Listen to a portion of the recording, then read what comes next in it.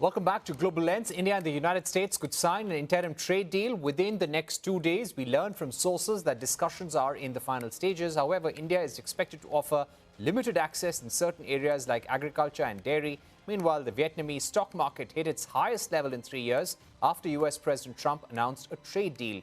US will impose a 20% tariff on Vietnamese goods, and Vietnam will not impose any tariff on American products. Under the deal, transshipments from other countries through Vietnam will still face a 40% levy. More details are still awaited on the contours of the deal. Joining us right now is former Indian trade negotiator and founder of Global Trade Research Initiative, Mr. Ajay Srivastava. Mr. Srivastava, thank you very much for joining us. We're hearing that India is now finally close to signing a deal with the United States. How hopeful are you? Okay, so we are hearing that a deal may be announced late night today, usually the daytime for US. If not today, then most possible on Monday. And we don't have any details of the deal so far, but we are hearing from many sources that India has not offered most of its agriculture products or dairy products or access to the genetically modified foods to the US. And India is offering access to its industrial goods. Almost all the sectors have been offered. In return, US may not offer any cuts in its normal MFN tariffs, and it may allow Indian goods to be reaching US at the 10% baseline tariffs plus the MFN tariffs. That's what we are hearing right now. Yeah. Sir, we'd also like to ask you, is there any concession that India can give in agriculture and dairy? Because this has been the big US demand and they're persisting with it. So we have to understand that US is talking about cutting the trade deficit, and US agriculture exports are less than 5% of their total exports to India. So agriculture and dairy, they are very small part of in terms of numbers. And if we want to think about what India can give, India basically may think of cutting tariffs on some of the nuts like almonds, which account for half of their exports. But India can never think of giving any concessions on the basic grains like wheat or rice or even dairy products. Right. I would also like to ask you about reports that we've been getting in the last few hours that the government may allow genetically modified animal feed imports from the US in the proposed trade deal. Do you think this is a low-hanging fruit, or is this not possible at all? It's not a low-hanging fruits, and we have to take this decision outside of any trade deal. It will be impacting the whole operations within the country. For example, European Union is a non-GMO feed, and we export a lot of agriculture to European Union.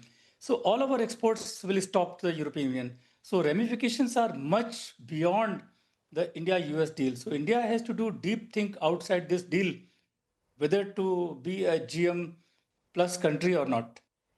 Right. I would also like to ask you about the tariff arrangement we may finally arrive at under this deal. US has been pushing for keeping a 10% baseline tariff. India has been pushing for 0. Where do you think we can possibly arrive at? So if Vietnam is any indication, then the country-specific tariffs on Vietnam were 46% and US settled for 20%.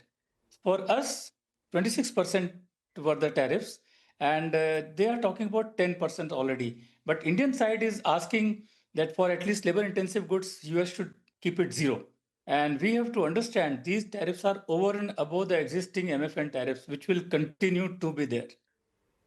Right. And speaking about the Vietnam deal that has happened, you and the GTRI have also prepared notes on how India must be very cautious after what has happened with Vietnam. Do you feel this is a deal that will put Vietnam at a major disadvantage and India should be careful? Of course, Vietnam signed free trade agreements with the US back in 2000, and their exports and imports from both the sides it increased. Now, Vietnamese exports are $135 billion to US, and most of the exports were happening at 2 to 5% tariffs. Now, suddenly, all these exports will be going to the US at 20%. This will disrupt most of the Vietnamese supply chains. And one more clause is there where details are not available. But it says that for 20% tariffs on all Vietnamese goods entering US, but tariff will be 40% for transshipment goods. Now, this language is not okay. Transshipment goods means goods from, say, China or some other country going to US via Vietnam. No, I think in reality, what US intends is that if Chinese content is used in making of the Vietnamese product, then if it's used beyond a point, then the tariffs will be higher at 40%. This point is not made clear, but I think transshipment is a wrong language, and they will soon amend it to say what I'm trying to say here. Right. My question to you also would be about this mini trade deal which we are likely to arrive at. Do you expect discussions on non-tariff barriers on agriculture and dairy to begin in right earnest only after this interim deal or mini trade deal is done? So non-tariff barriers, I mean, like tariff, we can pinpoint tariffs.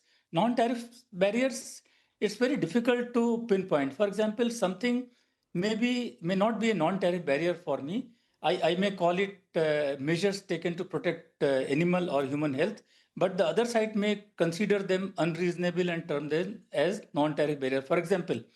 If for example, India prohibits import of butter derived from milk of cows which have been fed the meat or internal organs of another cow. So India does not allow such imports, but US finds this totally unreasonable. They say there is no scientific basis for a cow not being fed with the meat of another cow.